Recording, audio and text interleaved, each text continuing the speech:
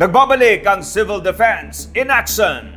Alinsunod sa kautusan ni Pangulong Ferdinand R. Marcos Jr. na tiyakin na tuloy-tuloy ang tulong na naipapaabot sa mga bakwit na naapektuhan ng pag-aalboroto ng Bulkang Kanlaon, inanunsyo ng Philippine Amusement and Gaming Corporation o PAGCOR na naghatid sila ng mga tulong para sa mga biktima.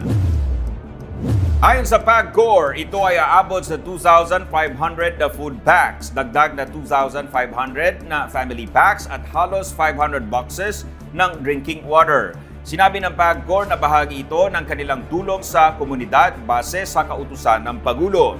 Hindi lamang sa mga bakwit ito isinasagawa ng PAGCOR, pati sa pagtulong sa mga iba pang apektadong Pilipino, anuman ang sakuna.